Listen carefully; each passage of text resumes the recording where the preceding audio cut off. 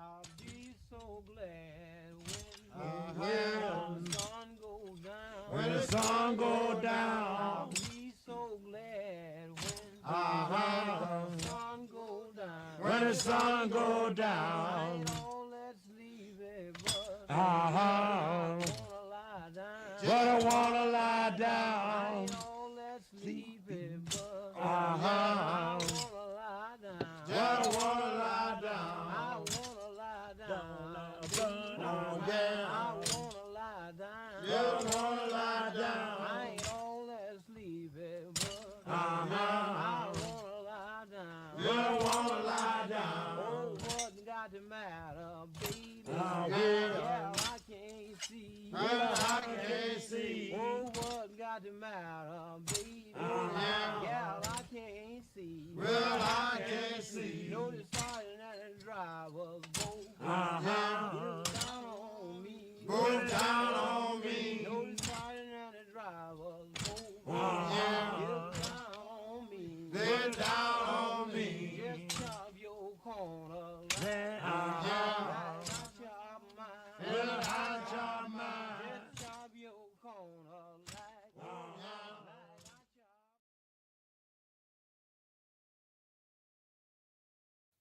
Introduction.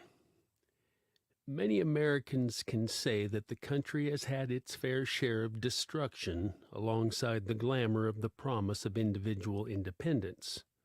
The same country which founded itself on ideologies of equal opportunity for all men certainly did not include those on whose backs it grew and prospered. America's direct involvement with the transatlantic slave trade of African blacks is indisputable. However, slavery has been a major part of civilizations for millennia, from the Greeks to the Romans, the European Catholics to the Ottoman Turks. A more nuanced topic is determining how slavery would come about, how it would become associated with the color of one's skin, and how it would perpetuate racial tensions for decades after its abolition in the United States. The truth begins not with ancient ideas of racial superiority, nor does it begin with Europe's expansionist goals during the 15th century. Rather, it begins with the uniquely rich landscape of the New World. When Christopher Columbus first stepped onto the Americas, he saw a vision far greater than he expected. Initially, the Italian explorer was seeking a trade route to the Orient, which represented East and South Asian regions, particularly China and India. The lands promised an abundance of spices, gold, and other exotic goods that would enhance Columbus's wealth and position. A deeper look at Columbus's life would reveal a combination of motivations for the voyage. His impoverished early life prompted him to seek upward mobility, and his Christian values mixed with anti-infidel notions, after other European nations, England, France, and Portugal, denied support for an expedition, Spain agreed. With the backing of Spanish King Ferdinand and Queen Isabella, Columbus set sail to the New World, landing in what he would call the West Indies in 1492. Certainly, Columbus was not the first to discover America. While some accounts remain murky, it is evident that Vikings set foot in North America long before other Europeans. Explorer Leif Erikson would call the modern-day Newfoundland region of Canada Vinland, literally meaning wine land. The name spoke of lush wild grapes that thrived in that region. More generally, Vinland represented land that was fertile, a description that signified the value of the Americas. Compared to all other continents, America had the most climate variation. In other words, it had the potential to nurture a diverse variety of natural resources. In northern America, the cooler climate promised autumnal fruits like apples and some corn, pumpkin, squash, beans. Think Thanksgiving essentials. The drier, rockier land was not fertile for high-volume cash crops. In the South, cotton and hemp could flourish. The northeastern region was suitable for plentiful grains. The Central and Southern Americas boasted tropical environments lush with fertile soil. It is this vision that Columbus drank in upon reaching the West Indies, or today's Caribbean islands. He realized he had uncovered something far more profitable than spices. The tropics could sustain crops that were high in demand. Sugar, tobacco, coffee, and cocoa were all delicacies that would spark the emerging consumerism in Europe at the time. Up until the 15th century, sugar represented a privilege accessible only to the elite. The cheapest of all other sweeteners, sugar had the potential to be highly profitable. Coupled with that, the warm environment of the Caribbean could sustain the mass harvesting of sugarcane. Unfortunately, the colonists could not avoid the largest obstacle to the potential gains: the need for workers. Early American plantations were much different from traditional means of production back in Europe. The model of plantations fell between a farm and a factory. Crops like sugarcane had an intensely complex process. Producing a ton of sugar would require about 50 tons of sugar cane. Thus, each plantation focused on only one crop to efficiently produce large amounts. The innovative plantation models that arose in the Caribbean would inspire industrial agriculture in other parts of the country. Essentially, plantations were the first major businesses in the Americas, and thus the crop yield could meet growing demands for popular goods. To avoid offsetting the benefits of growing such crops, labor had to be as cheap as possible. The scale of the work would require an extensive number of workers. Paying workers from Europe to travel over to the Americas would be expensive if anyone was willing to go to an unknown land. That left two possible solutions: employ indentured servants or the indigenous population. Indentured servants were Europeans who came to the Americas either willingly or by force, although a good amount were prisoners. In exchange for transport across the Atlantic, willing Europeans signed contracts to work for a set amount of years. Only after that sentence could they be free. Instead of wages, indentured servants received shelter and sustenance.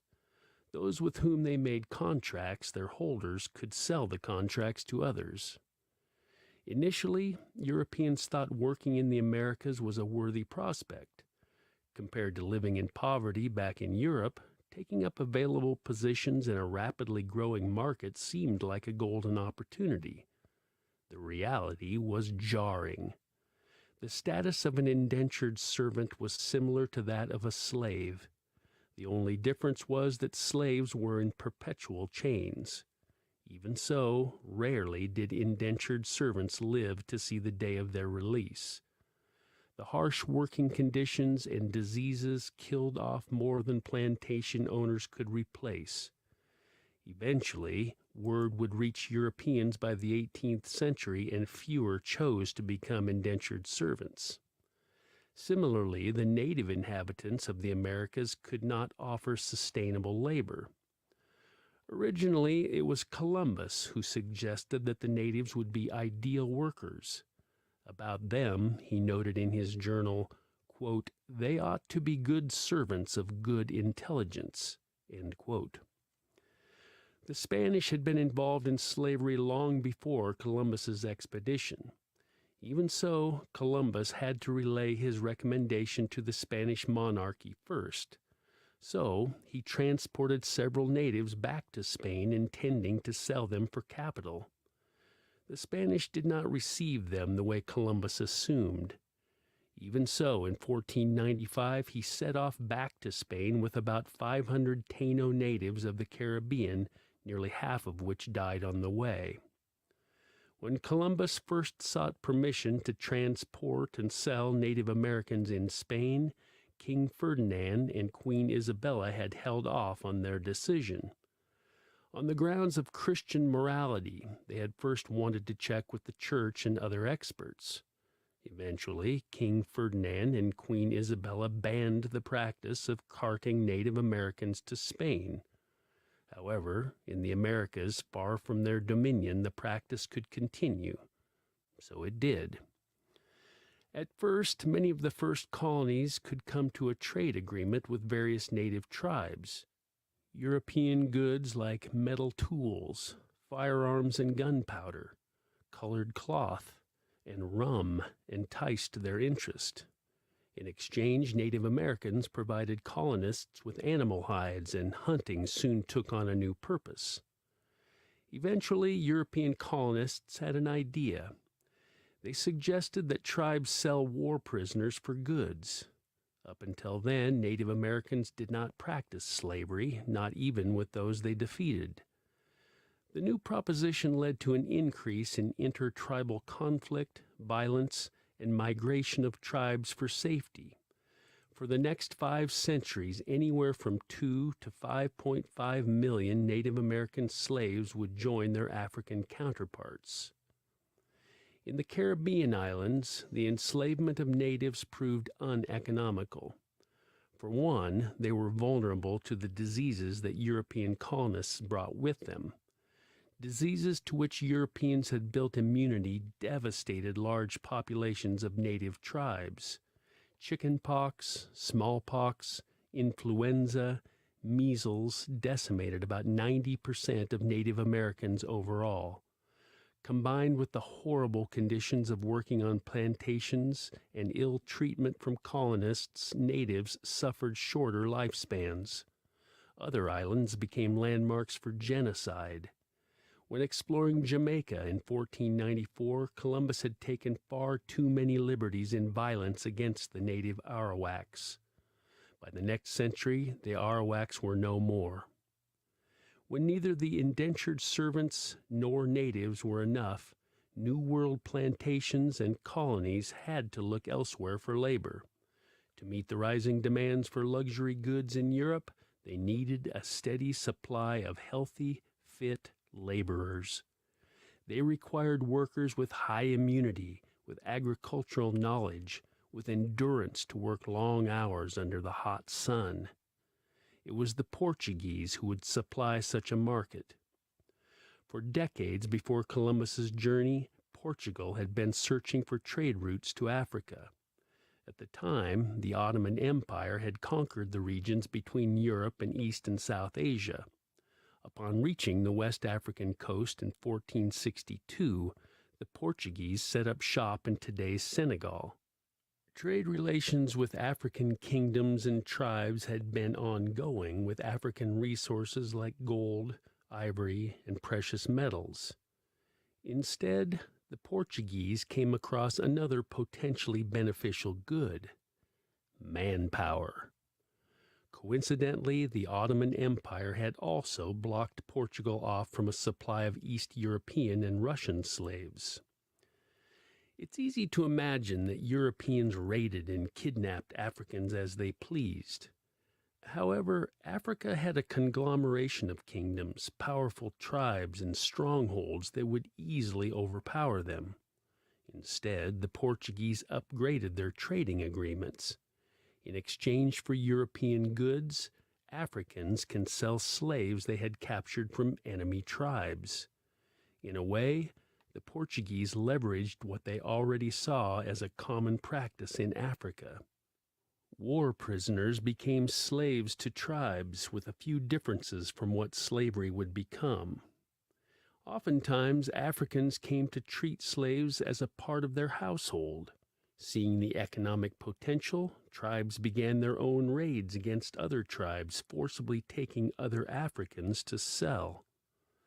The Portuguese constructed forts on islands along the East African coast.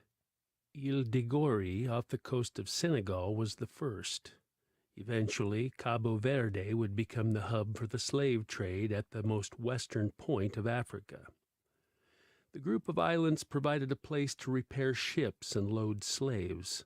Multiple slave trading hubs popped up, with forts becoming literal slave factories. From these Portuguese settlements would arise the mechanisms of the Transatlantic Slave Trade.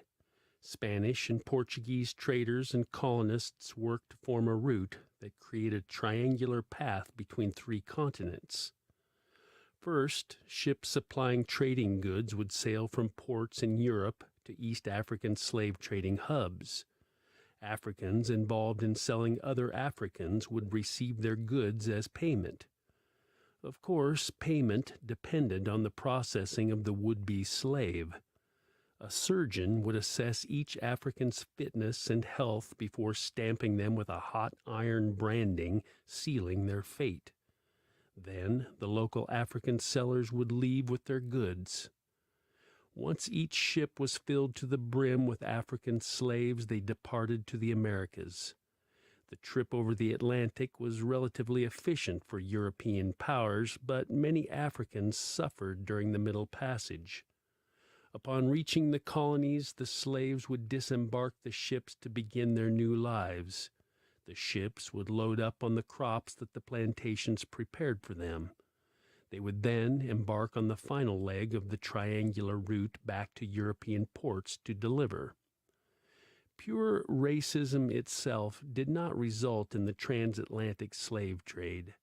A number of factors combined would lead to the most devastating diaspora and enslavement of a continent's people.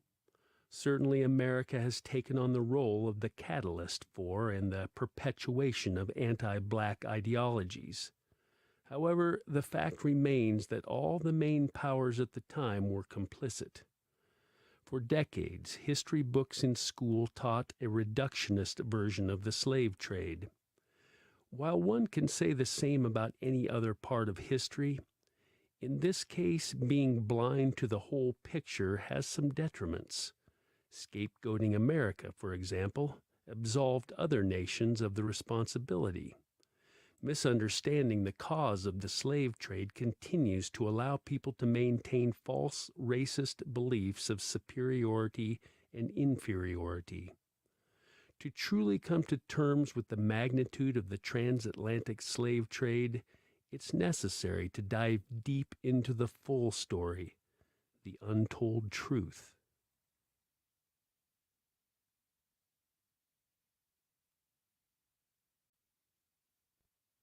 Chapter 1. The Need for Slaves in America.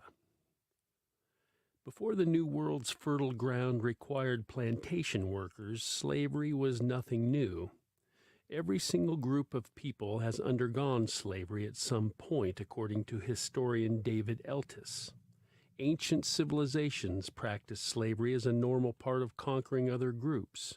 The Greeks, for example, glorified their political and social structures as civilized.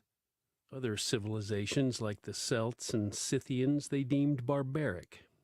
In other words, their justification for slavery was more about cultural superiority than racial or ethnic identity. The historical tug-of-war of empires expanding and conquering each other always resulted in enslaving the loser. Even slave trading as an acceptable business practice was common. In fact, before the transatlantic trade, there had already been other major trades that supplied from Africa. Merchants had been trafficking Africans across the Sahara, across the Red Sea, and the Indian Ocean long before. The Arab slave trade had begun long before and would continue into the 19th century. To be clear, Arab civilizations did not discriminate between racial or ethnic groups. They had slaves from Eastern Europe as well. Moreover, they had little economic need for slaves since they had an abundance of resources and technological advancement. Slavery was a part of their rapid expansion, and the existence of harems fueled a systematic slave trade. The Arab slave trade of Africans focused primarily on women at a ratio of 3-to-1 compared to men. Much of this was due to not only convenience, but also preference. Knowing this, many desperate African tribes would offer their young women into slavery. The forcible displacement of Africans and the harsh conditions of travel resulted in lasting damage on the continent. Over 4 million Africans would embark over the Red Sea under the Arab slave trade. The Arabs' biggest slave trading post sat at Zanzibar, where Africans across the East and the Horn of Africa would meet. Then lines of African slaves traversed across the Saharan heat and harrowing deserts. The terrain would become filled with the bones of those who dropped dead along the way. As for long-term implications, the imbalance of gender preferences would impact Africa's demographics for generations. Under Arab rule, slaves still had some opportunity to rise in rank and become free. Most namely, converting to Islam would guarantee slave freedom. For female sex slaves, children also granted them freedom since they could have a stake in their father's wealth and possessions. This meant that slave status did not remain constant. If the children of slaves integrated into the rest of the populace, the demand for more slaves grew. The phenomenon left tribes low in females to help maintain Africa's population. Alongside the Arabs, another powerful civilization dabbled in slavery, the Ottoman Empire. Although dabble is too light of a term, the Ottoman Turks reached their height during the 15th century. The Ottomans opened up their slave trading business to other continents. Trade routes expanded to cross over the Red Sea to the Persian Gulf. India received African slaves as well. While there was no preference of age, gender, or even social class when it came to enslavement, Ottomans enslaved well over 9 million Africans. It's clear to see how trading humans became normal. Logically speaking, they fueled an empire's economy and filled gaps in the labor force. So when America had a need for cheap labor, it was a simple matter of finding the most economic trading deal. However, there was an immense difference between its construction of African slaves as cargo and property compared to previous slave trades. Compared to previous accounts of slavery, several strong distinctions appear compared to the transatlantic slave trade.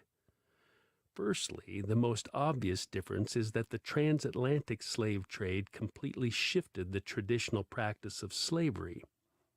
In a way, it was an industrialized version officially called chattel slavery.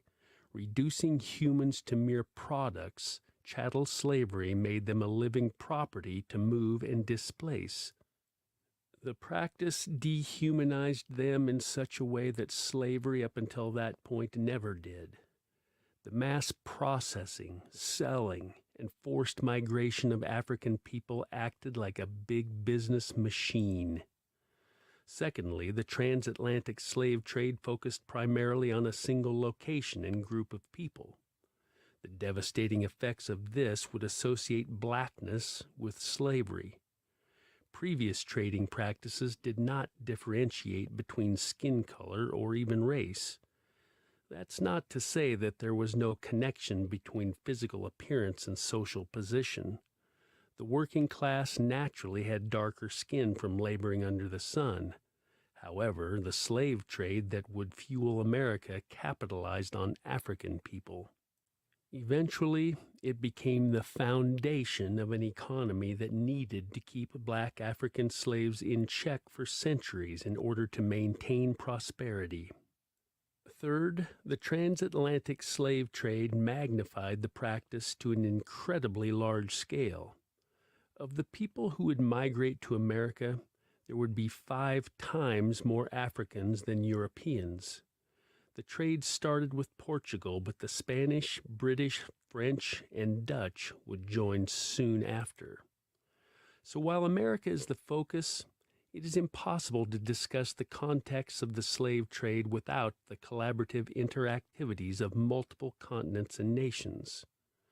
There is no question that the Arabs and Ottoman Empire were also complicit in the eventual transatlantic slave trade. While indirect, they amplified the factors that would eventually result in a need for slaves. Arabs had been trafficking slaves to Portugal for years, during and following their taking of Iberia.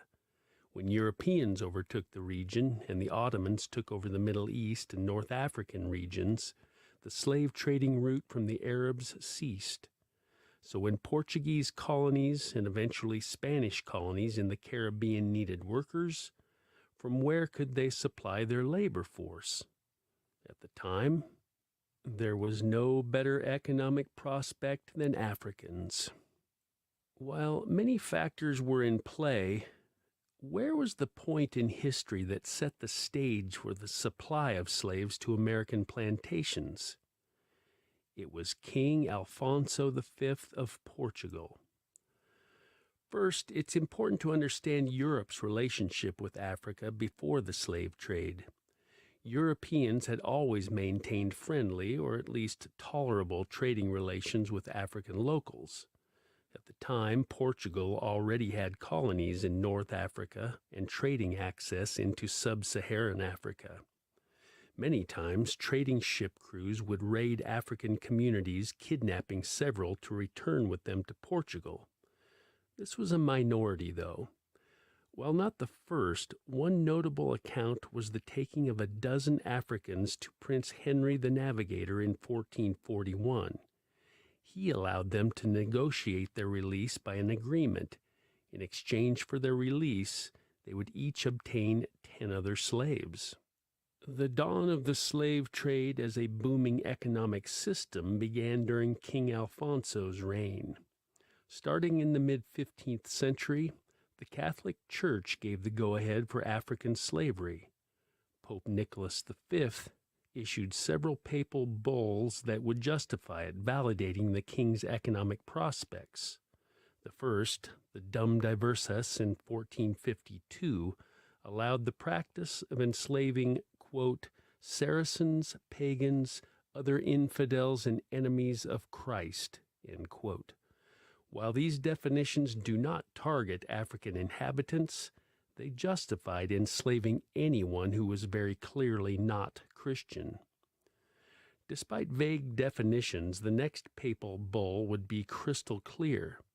The second papal bull in 1455, the Romanus Pontifex, plainly stated that Portugal could, quote, invade, search out, capture, vanquish, and subdue all Saracens and pagans whatsoever, and other enemies of Christ wheresoever placed, and the kingdoms, dukedoms, principalities, dominions, possessions, and all movable and immovable goods whatsoever held and possessed by them, and to reduce their persons to perpetual slavery.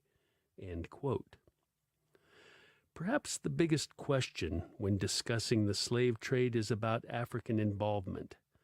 Like many other civilizations, African tribes were already practicing slavery. One might wonder, how could a group enslave their own? The truth is that perception of Africa had never been of a united nation. Before the 15th century, no one had ever referred all the people of the country together into one category. Rather, it was home to multiple tribes, kingdoms, and people of various spiritual and cultural beliefs who differentiated between themselves. The similarity in skin color had practically no meaning. Each group would capture others from enemy tribes, but never from their own. Usually, enslaving them meant keeping them as household servants, subjecting them to agricultural work, or using them for rituals. Another myth is that Europeans excused slavery and eventually colonization because Africans were uncivilized. Especially with respect to Christian missionary values, Africans needed, quote, moral guidance. Countless claims spoke of Africans' lack of self-control and underdeveloped values. In actuality, Africa was rich in large, vast empires and prosperous city-states. Europeans had trading relations with many African kingdoms. Throughout their partnership, Europeans respected Africans as equally clever competition. The Kingdom of Congo in modern Angola was at its height during the slave trades, providing copper, cowhides, and ivory as well. In West Sub-Saharan Africa, along the Niger River, the Mali Empire would gain power right beside it, again with immense wealth from its gold. Later, the Songhai Empire would flourish in Mali's place with its palm oil, ivory, and other in-demand exports. Alongside kingdoms were smaller, tight-knit ethnic communities, each with its own language and political systems. Europeans could not wage war against entire African kingdoms to capture potential slaves. Such a plan would have been dangerous and would have resulted in little success. Not only would it have taken much effort and manpower to do so, but it would not have been feasible to gather the millions of African slaves that they did. Slave traders undeniably needed African cooperation. Perhaps seeing the pre-existing intertribal slavery enabled the Europeans to suggest a new type of exchange. At the same time, African rulers' willingness to offer up to people luxury products was necessary. European goods were enthralling and incredibly useful: textiles, metal tools, and alcohol, guns, and powder. In fact, the Ashanti Kingdom of modern-day Ghana would send correspondents to Britain questioning why they backed out from the slave trade in 1807. Undoubtedly, African tribes benefited from the transatlantic slave trade. It was to the extent that some kingdoms' entire economy relied on people being sold to European traders. There are several reasons for this. Explorers fell upon gold reserves in Brazil, which had been one of Africa's main exports. Without it, slaves became Africa's most in-demand resource. At the same time, it devastated intergroup relations. With rising competition, tribes fought to stay above the current. Battles broke out between tribes, with raiding parties setting out to kidnap suitable Africans. A point of confusion is where racism factors into this part of history. Did inherent racist ideals spur the horrors of the transatlantic slave trade? Did racism emerge as a result of the slave trade? It's a classic case of what came first, the chicken or the egg. The truth is just complex and circular. To be clear, concepts of race arose from modern constructions. The racial categories we know today have no basis in history. For thousands of years, groups divided themselves by every other collective trait except the color of skin, tribe, religion, culture, geographical location. As artist and activist Owen Alik Shahada expertly describes, quote, "Black people is a construction which articulates a recent social political reality of people of color, pigmented people. Black is not a racial family, an ethnic group, or a super-ethnic group.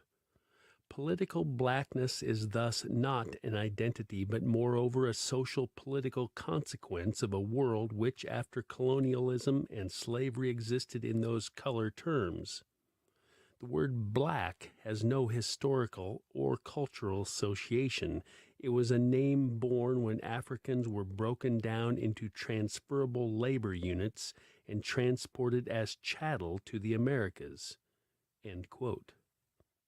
Portuguese writer Gomes Enes de Zurara, for instance, was one of the first to label them as not only homogeneous but also inherently inferior. Specifically, he referred to them as bestial and barbaric. On what grounds, it remains unclear. However, it's important to note that de Zurara was a royal writer. King Alfonso V commissioned him to create the book Crônica dos Feitos da Guiné, documentation of Portugal's economic endeavors in West and Central Africa. As with anything that a monarchy might order, its purpose was to contribute to King Alfonso's economic interests. Such negative stereotypes that would eventually become attached to African or black identity did not appear until after the tempting suggestion of enslaving them. Most historians and experts point to the transatlantic slave trade as the cause of racism, especially the anti-black racism in America today. After all, racism didn't motivate nations to degrade Africans into chattel. economic prospects were a much stronger driving force. Some might ask, however, why was it especially just the Africans?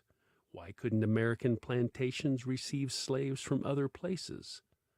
While the answer is not as simple, it does come down to convenience in part. The Transatlantic Slave Trade was notable for the relative ease of its system. The journey straight from Europe to West Africa to the Americas was less complex than sailing around Africa to Asia. It was also less damaging, comparatively, than forcing slaves to trek across wide expanses of land from deeper within any continent. However, some might counter that Africans were the only ones to give up their own as slaves. Additionally, they did not enslave others like Europeans, Arabs, Ottomans, Balkans, or otherwise. Why was that? Again, for the general African populations, there were no collective people to claim as their own. Just like Britain, France, or Spain stood apart despite residing in the same continent and having similar skin color, Africa's various groups saw each as separate. Therefore, someone from Congo enslaving another from a southern African tribe was just like a Spaniard with a slave from the Balkans. When European bribery convinced Africans to trade war prisoners they already had, it seemed harmless at first. Of course, slavery is morally wrong in any context. However, at the time it had no racial justification. Europeans were simply taking advantage of existing commercial trading routes. African kingdoms saw no harm in providing enemy peoples in exchange for new tools and firearms. The mass consumerism of sugar, tobacco, coffee, and eventually cotton would push the trade to a massive scale. When Europeans traded the products of African slaves' labor to Africans, it became clear that they had control of the market.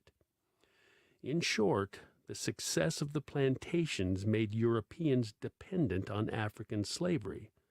Simultaneously, they realized that the extensive population of African slaves in the Americas could very well revolt or escape. As a result, they needed a reason to continue the trade without the effects of moral disgust. They also had to maintain the power and control of slaves on plantations. The birth of racism in America as we know would begin here.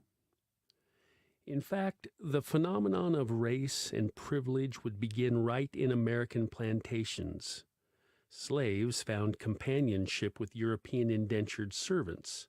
Both endured the same hardships, little to no freedom, and terribly short lifespans. Many times did they collaborate to escape, be it with success or failure. In fact, in 1676, black slaves and indentured servants, both white and black, came together under Nathaniel Bacon, a white landowner in Virginia. Later called Bacon's Rebellion, this instance was not necessary for the purpose of overthrowing the bonds of servitude. It was mainly for Bacon's personal and political interests. However, he promised freedom to those who joined his cause. Thus, a group of mixed-race militia members fought against the wealthy of Virginia. Although they seized Jamestown, the group disintegrated upon Bacon's death soon afterward.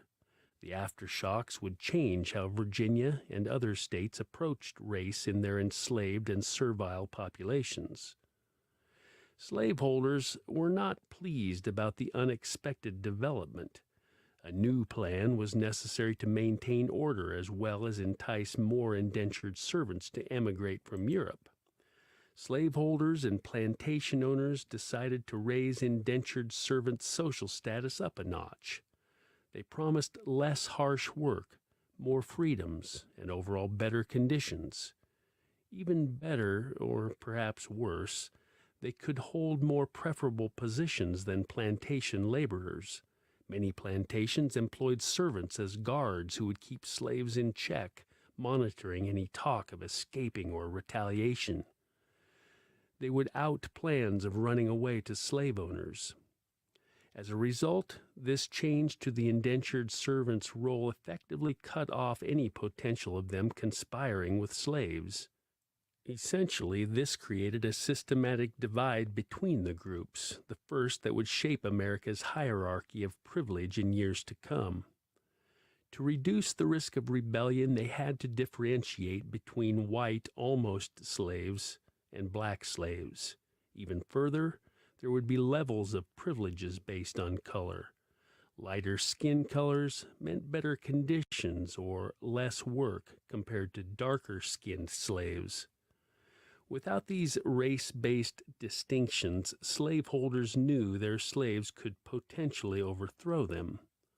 Alongside this, there was another influential factor that would fuel racism. At the very least, it would allow good law-abiding Christians to be racist with little remorse on their part.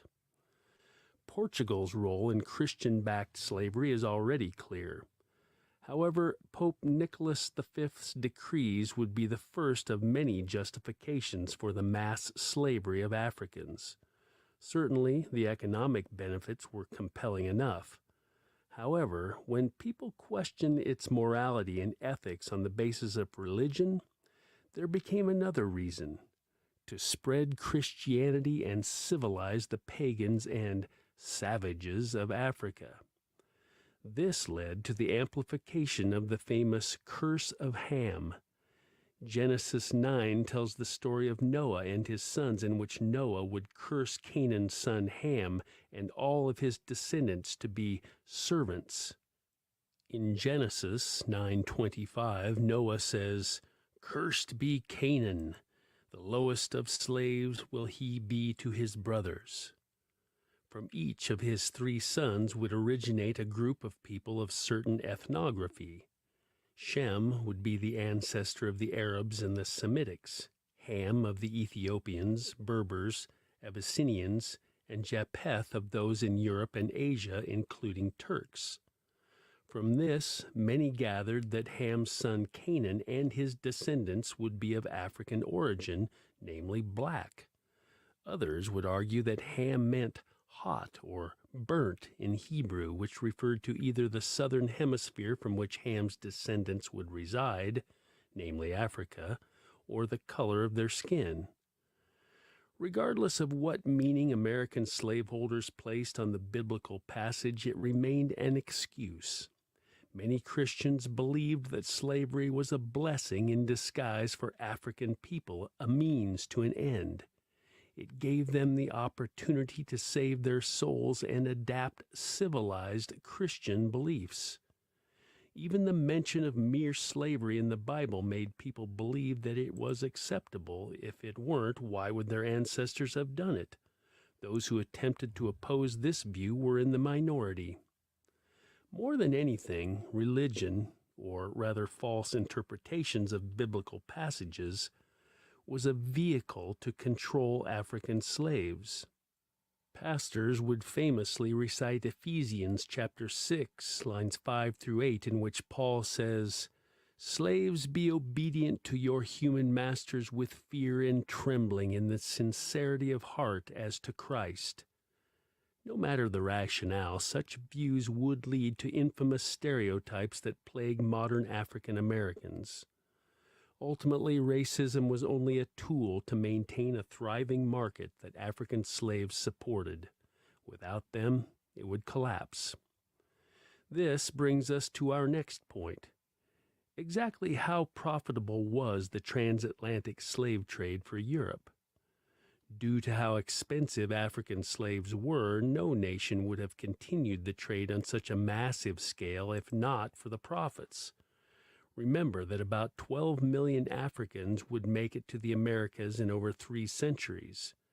However, millions would die on the journey.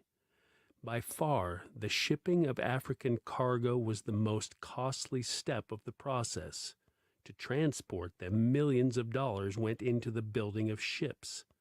Despite that, for every ship that crossed the Atlantic, Europe made about 38% in profits by the late 17th century. This would jumpstart or at least contribute to British financial institutions. England's bank would support the shipment by offering capital. For this reason, the discovery of American fertile ground was the catalyst in a way. While various crops would dominate in different areas like tobacco on the East Coast and cotton in the South, it started with a beloved sweet delight.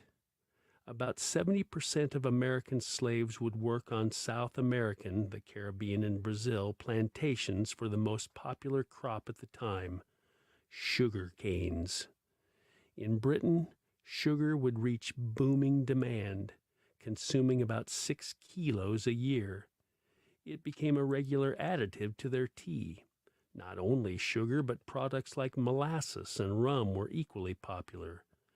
As consumers enjoyed the relatively unnecessary luxury of sweetened food, the economy expanded. Increasingly, more investors and nations wanted a piece of America's flourishing markets. Since sugar canes required intensive labor, plantations could not stop and the demand for slaves grew. Other crops like tobacco and coffee were equally as important. Europeans enjoyed the products of slave labor, no matter how non-essential they were. Meanwhile, European nations became wealthier. The Williams thesis argues that the slave trade jump-started Europe into the Industrial Revolution. Their resulting economic welfare could finance rapid technological developments. However, this thesis might be more of an exaggeration. It's more likely slavery was only a factor in urging on the Industrial Revolution. What is clear is that revenue from the slave trade and final products contributed to prosperity. Cities grew into powerhouses, especially port cities where transatlantic ships stopped. For every 10% increase in the number of voyages, city populations grew 1.2%. Such port cities developed their shipping system for efficiency. The slave trade may have had a hand in rapidly developing Europe's economy. It was partly due to the profits that came from the trade. The slave trade also had more general implications when it came to European success. In other words, there were other indicators of wealth and development slavery fueled. More broadly, it sped up consumerism and global trade. It helped build early financial institutions, developed banking systems, and the products that came from the New World would continue to be major exports. Research shows that the economies of many port cities, Liverpool, Bristol, Nantes, etc., benefited from and depended on the byproducts of slavery. For example, mass industrialization was necessary to process crop yields from the Americas. Factories created more jobs and promoted the welfare of local shops that sold sugar, coffee, products containing sugar, the establishment of coffee shops, and so forth. Later, in the mid-1700s, cotton from America would make up a major part of the British economy. In turn, they would export clothing and textiles to Africa in exchange for more slaves. They also supplied clothing to African slaves alongside colonials. There is something coincidental about Britain leaving the slave trade in 1807. By the late 18th century, the price of African slaves had risen. Only in America was the selling price for a slave relatively stable. While Europe prospered, the continent of Africa declined. To this day, the demographic impact remains pervasive. There is a major 72% income gap between Africa and other developing nations. Arab enslavement of African females reduced its reproductive power. The transatlantic slave trade stole from it strong young males. The combination of these losses has kept Africa's population trailing behind the rest of the world.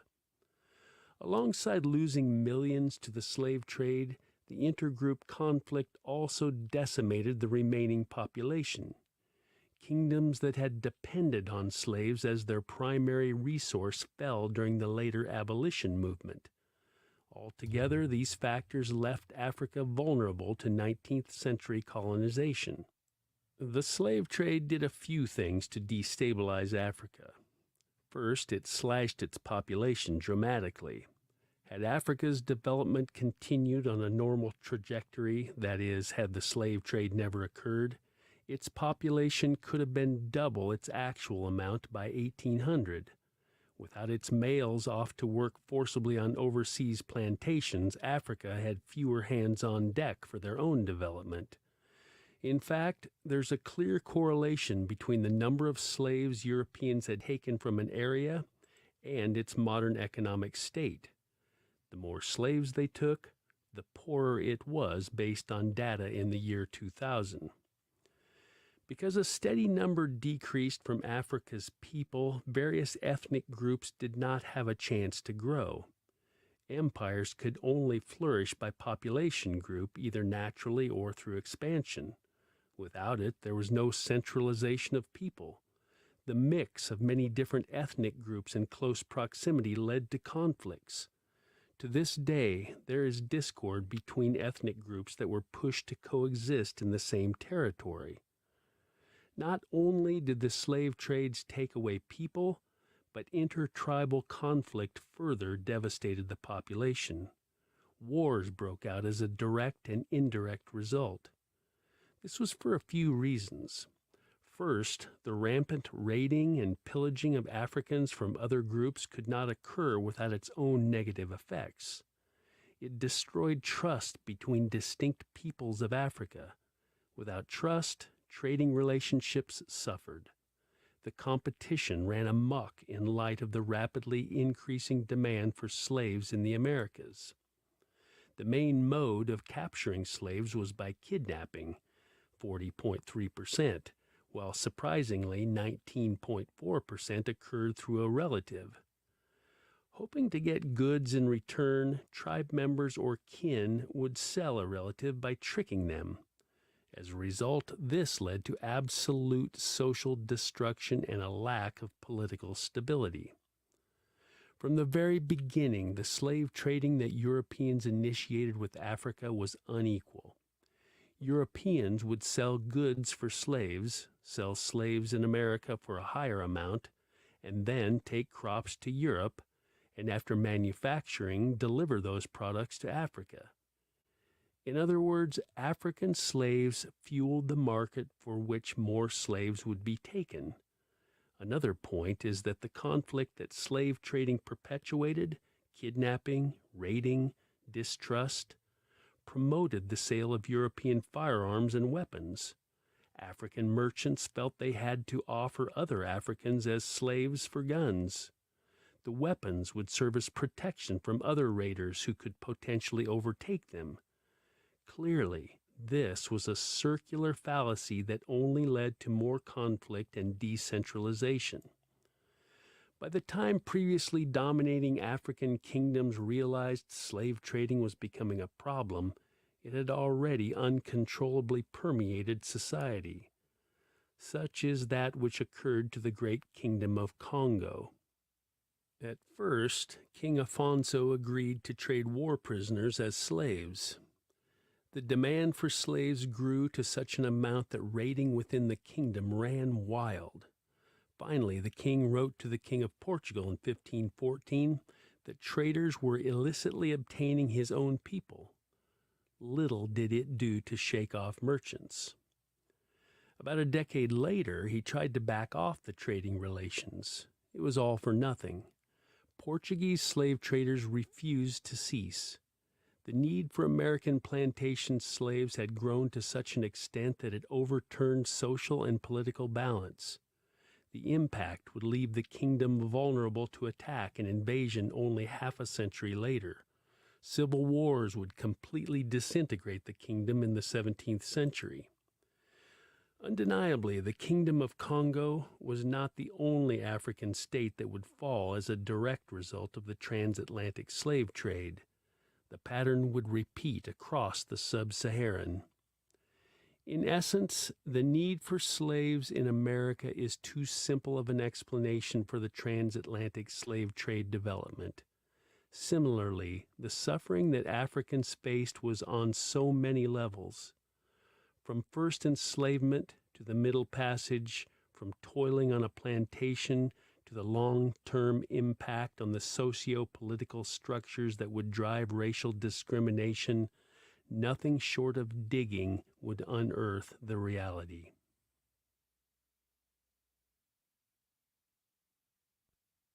Chapter 2. The Journey Over. Picture this. Ghana, 1770.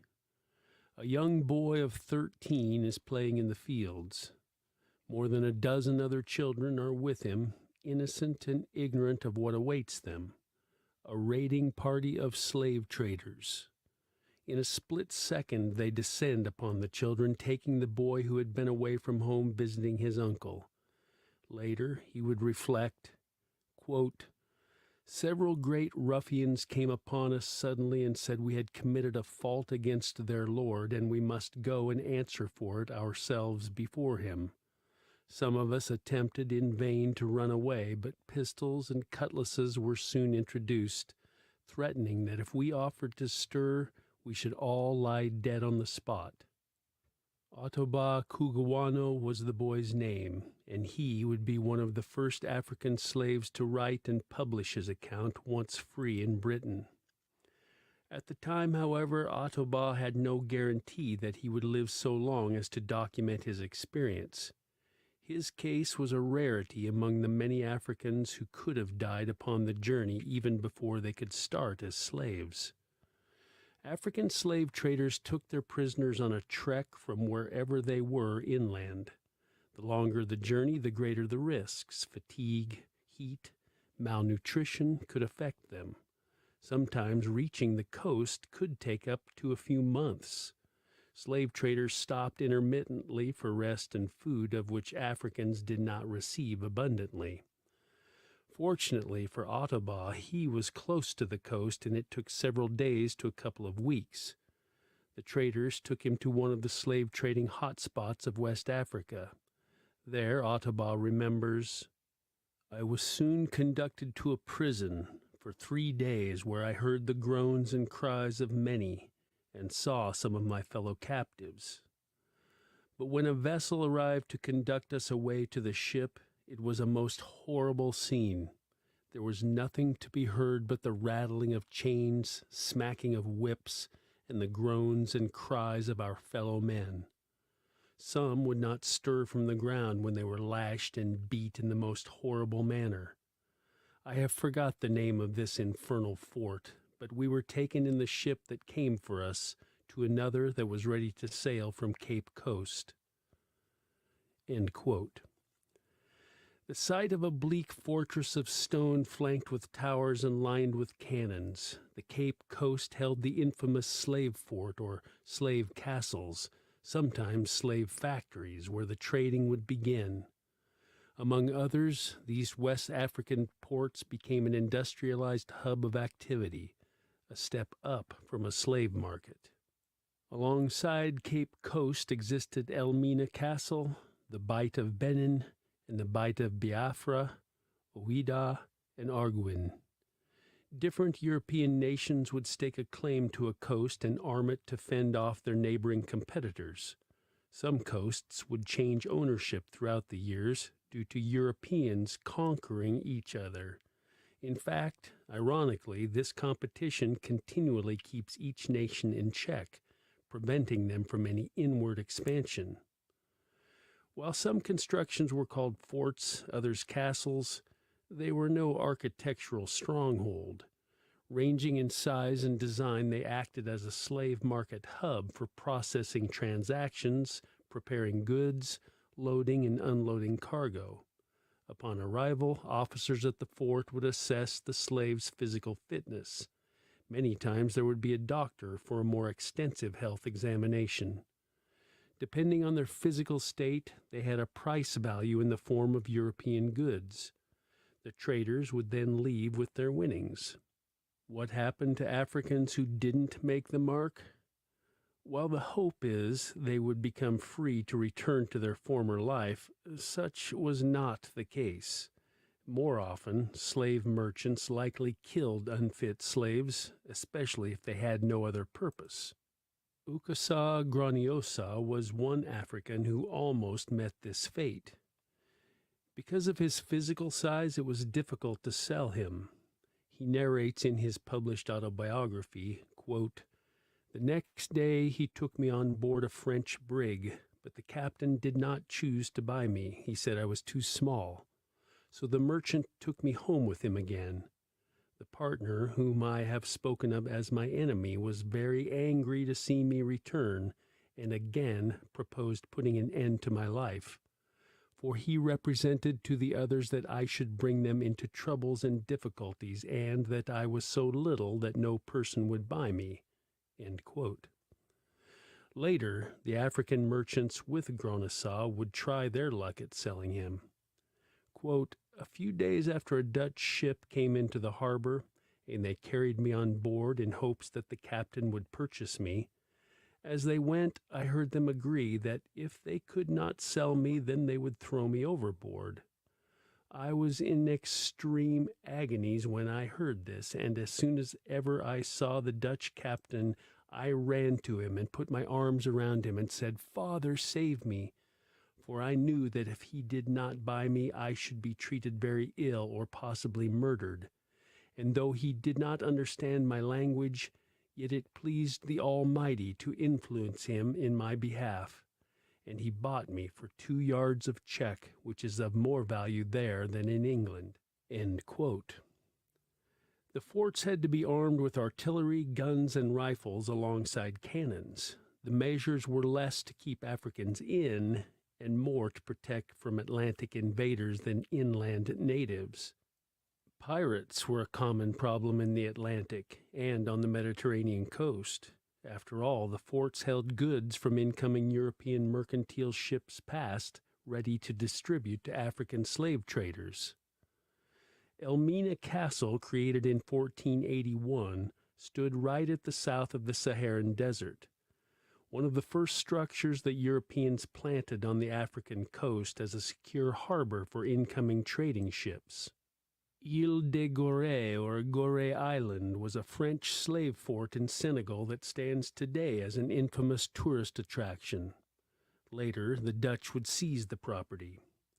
Despite its popularity, only about 26,000 slaves would cross through the port.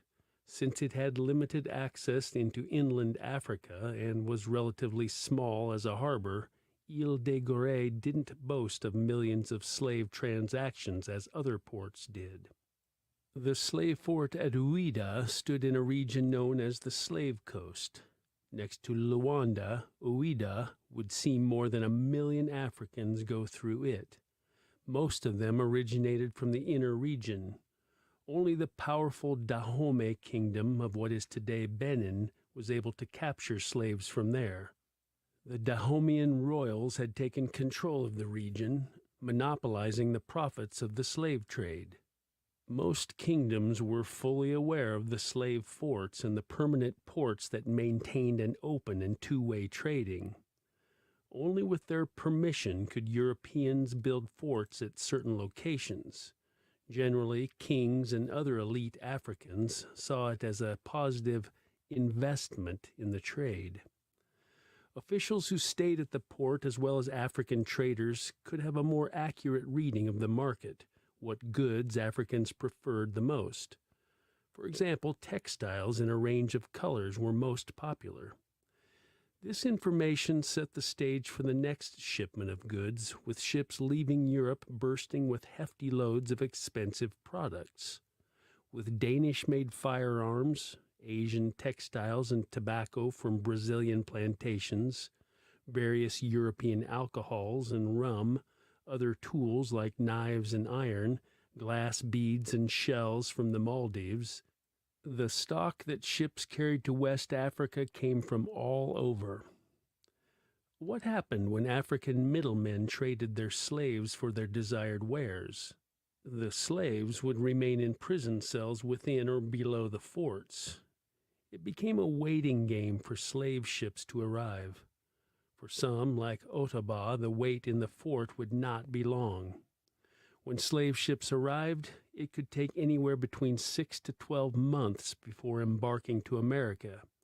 European captains would take their pick of the Africans, adding them to the cargo hold gradually. The first to board would have to wait the longest. Some ships were quite small for private traders or companies who favored a shorter journey. Larger ships meant more crew members and more cargo to load, leading to a longer stay docked at a West African port. Unfortunately, the length of the stay increased the dangers that Europeans faced in African territory. Because ship crews would be staying for so long, they sometimes built houses out of bamboo. Some could stay on the ships, while others frequented the factories or forts. According to sailor James Field Stanfield, while searching for bamboo and other construction materials, members met vicious wildlife like, quote, snakes, worms, and venomous reptiles, end quote, alongside mosquitoes and other insects they'd never seen. Unused to the tropical environment, Europeans were vulnerable to diseases like malaria, yellow fever, the flu, and smallpox. Such diseases most likely came from the abundance of mosquitoes. At times, a great majority of the crew would perish at the hands of these poison-filled bloodsuckers. Stanfield describes one such relevant scene. Quote, I went up to the factory where I continued about 8 months. In the course of this time, most of the crew fell the sacrifices of this horrid traffic and its inseparable cruelties. One evening only was I on board during this period, but this was sufficient to give me a strong idea of the misery I had so happily escaped. The vessel, as Mr. Falconbridge aptly and emphatically observes, was like a slaughterhouse. Blood, filth, misery, and disease, end quote. Unfortunately, there was little benefit to taking care of crewmates. If an entire ship's sailors perished, a brand new ship and crew would come to replace it. Specially designed for the trade, slave ships had several distinct features. Portholes served to allow greater airflow below decks in the slave holds. While normally far shorter ships now had to increase the height a bit in the lower decks, about 4.5 feet. A partition divided the area, one side for African men, one for women. Because tropical temperatures threatened to rot ship wood, a layer of copper protected them. Above, there was a space for when the slaves spent time in the fresh air, separated from the main deck by a wooden grating. Every vessel had a limit to its cargo, how many slaves it could transport. Most could carry up to 700 Africans. Not everyone followed each ship's specifications.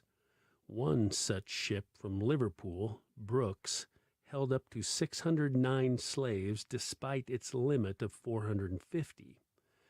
After all, companies paid ship captains per living slave. The Royal Africa Company, for instance, paid ship captains about $6 to $7 for every slave they delivered alive. Since deaths were inevitable, some ship captains most likely tried to make as much money from the ordeal as possible. In this small enclosure, Africans would experience the horrors of the Middle Passage. With little room to stand, Africans were forcibly packed in as tight as possible. In his autobiography, Muhammad G. Bakwakwa gives an example of what it was like in the cargo hold. Quote, its horrors, who can describe? None can so truly depict its horrors as the poor, unfortunate, miserable wretch that has been confined within its portals. We were thrust into the hold of the vessel in a state of nudity, the males being crammed on one side and the females on the other. The hold was so low that we could not stand up, but were obliged to crouch upon the floor or sit down. Day and night were the same to us, sleep being denied us from the confined position of our bodies, and we became desperate through suffering and fatigue. End quote. Whether captains aimed to overcrowd for profit, or adhered to the ship's limit, it was not a humanly comfortable space. Even seated, they were in chains, usually in twos. Leg shackles connected one's leg to the other, along with wrist manacles. The chains restricted their movement from all sides. Only for 8 hours a day could Africans spend time on the top deck. To keep the Africans physically fit, the crew forced them to exercise, usually by dancing around. A meal of rice, palm oil, sometimes beans or corn could sustain them, once a day, maybe two, with some water, although minimal. On some ships, Africans may have laid on pallets side by side. In Brooks, quote, "So small was the place allowed to each, they had not so much room as a man in a coffin," end quote. There was little space to walk, and crewmates seldom watched their step. Quote, "One kind-hearted sailor, when passing over them, would remove his shoes so as not to hurt them. So close and foul was the stench arising from the Negroes, they have been known to be put down in the hold strong and healthy at night, and have been dead in the morning," end quote. Despite the portholes, the dark, hot, and stinking compartments were not suitable to hold humans for an average of 16 hours a day. At times, the oxygen levels were not enough to allow a candle to burn. Even without the help of disease, many Africans died simply due to the stifling heat and lack of clean, fresh air. As Alexander Falconbridge journaled, quote, "The slaves were so crowded that without meeting with unusual bad weather or having a longer voyage than common, nearly one half of them died," end quote. Overcrowding is a major issue that historians have pointed out about the Middle Passage's atrocities. Some studies have found little connection between mortality and overcrowding. Others believed abolitionists exaggerated the impact of overcrowding. Rather, African mortality rates had more to do with duration. Several months at sea with the same group of people, inadequate food, ventilation, or hygiene certainly sped up the spread of disease. While immune to tropical diseases, Africans experienced horrible cases of dysentery. Amoebic dysentery was a form of inflammation of the intestines that led to painful symptoms like diarrhea and stomach pain. Malnutrition triggered the disease, which could incubate for up to 3 months without any signs. Eventually, Europeans had to send physicians along with the ships to decrease the death rate. The Dolbans Act in 1788 came about to ensure there was a surgeon on board every ship. William Dolben drew the act up after seeing the horrors of slaves chained hand and foot, stowed like herrings in a barrel and stricken with putrid and fatal disorders. Without the act, no one batted an eye at sick Africans. The callousness was less about abject cruelty and more about convenience. In one case, a ship named Zong in 1781 threw 122 living Africans overboard because of fear of illness. Luckily for the ship, insurance was developed in European financial institutions to keep up with the trade.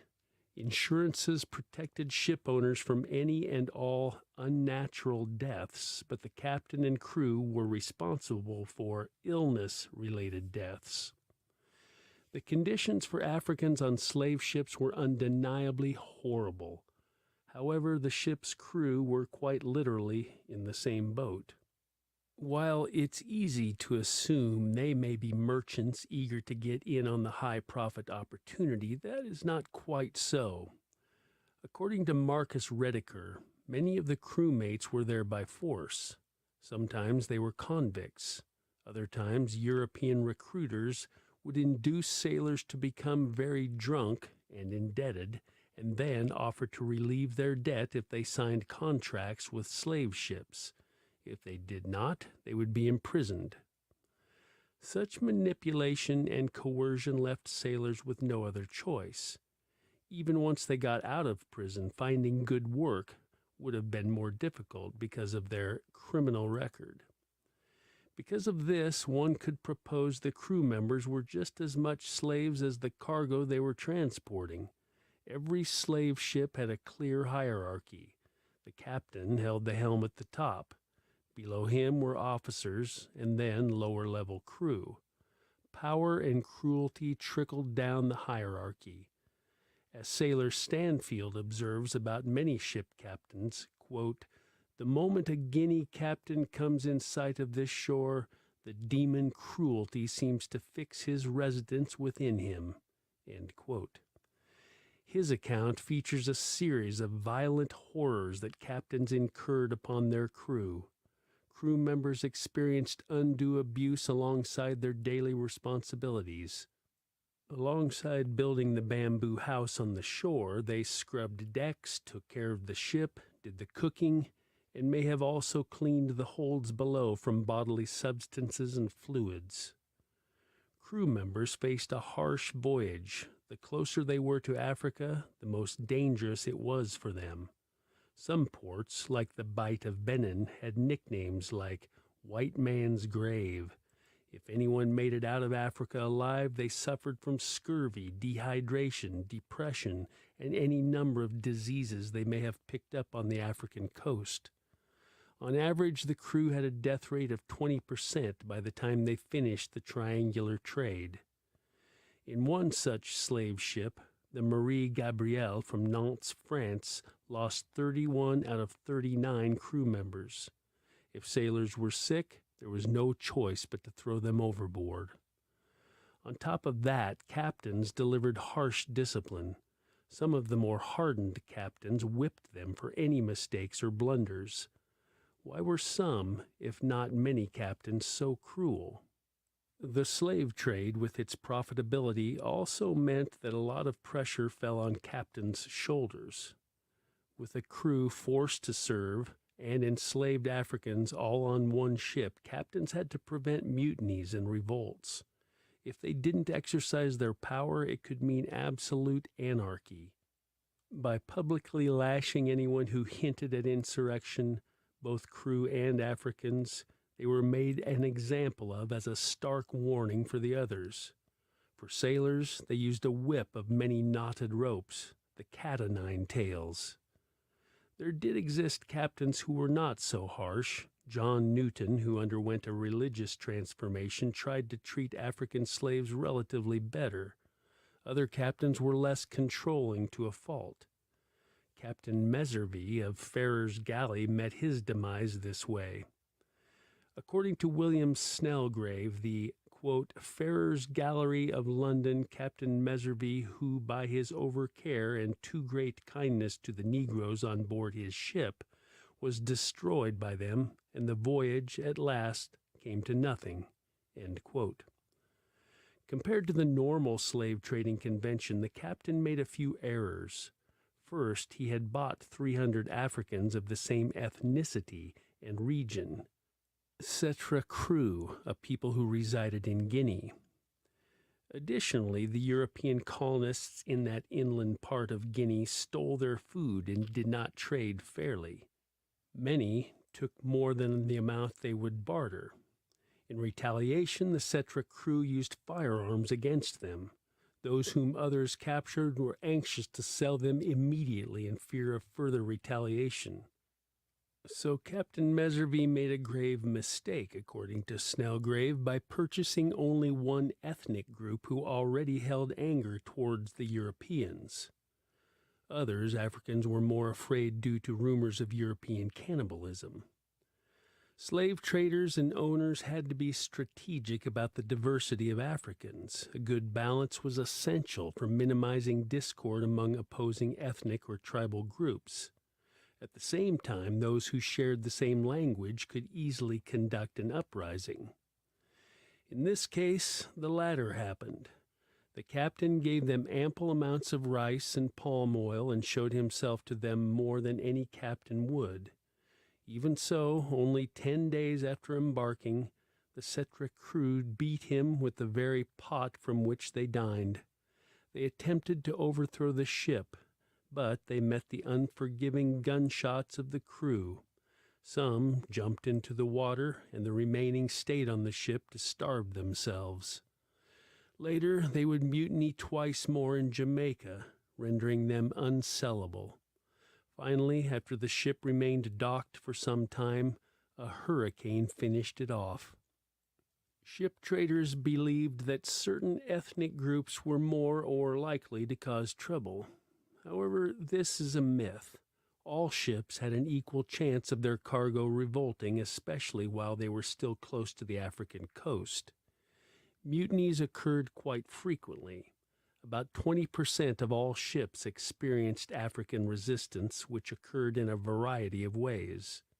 As a result, slave ships fortified themselves throughout the trade. Despite the many barriers around them, Africans still attempted to communicate. The women and men were separated, making planning difficult. Since children were allowed to roam about, the adults sent them to relay messages. However, if too many Africans were part of a revolt plan, the likelihood of betrayal was higher. Some of the crewmates slept, usually non-consensually, with African women who may have felt that exposing a plan of insurrection might lead to her freedom. Ottobah reflects this phenomenon in his account, quote, "And when we found ourselves at last taken away, death was more preferable than life, and a plan was concerted amongst us that we might burn and blow up the ship, and to perish altogether in the flames. But we were betrayed by one of our own countrywomen who slept with some of the headmen of the ship, for it was common for the dirty, filthy sailors to take the African women and lie upon their bodies, but the men were chained and pent up in holes." End quote. If news leaked out, the captain punished the guilty parties in front of everyone with thumb screws. Such a medieval torture device held the thumbs of the victims secure, and screw pushed a bar down on the thumbs slowly. The tool proved to be a portable, excruciating device. It's unclear if there was any rebellion that led to Africans' freedom. Very few ships had a successful insurrection, which meant that at least some slaves could escape and live. In the documentation, there are only about 5 such instances from 1,500 trips in a century. Most violent revolts ended with misfortune and death, becoming legends of ghost ships. Africans found other ways to resist. Starving themselves was common. However, Europeans once again had a way of fixing that. With a contraption called the speculum oris, they could force-feed Africans by holding their jaw open. Other Africans simply attempted to commit suicide, usually by drowning. Eventually, ships hung netting on the sides of the vessel. Anyone who threw themselves overboard would become entangled in the net. Over the course of 2 centuries, from the early 1500s to the mid-1800s, over 12.5 million Africans would reach the Americas. Of the total, more than 2 million would not make it. Different historians give different estimates. England alone would send over at least 11,000 ships to the Americas, with a share of 25% of the total population of African slaves. Annually, there was a volume of 30,000 Africans, particularly in the beginning stages. Later, the number would grow to meet plantation demand. By the late 18th century, the number would reach 85,000 a year. The amount reflected the growing consumerism of sugar and tobacco, and alongside it, the growing need to optimize processes. Central and South America received the majority of the slaves, mirroring the boom in their sugarcane business, among other tropical crops. Over 90% of Africans would arrive there, while the rest would go to the northeast coast and south of America.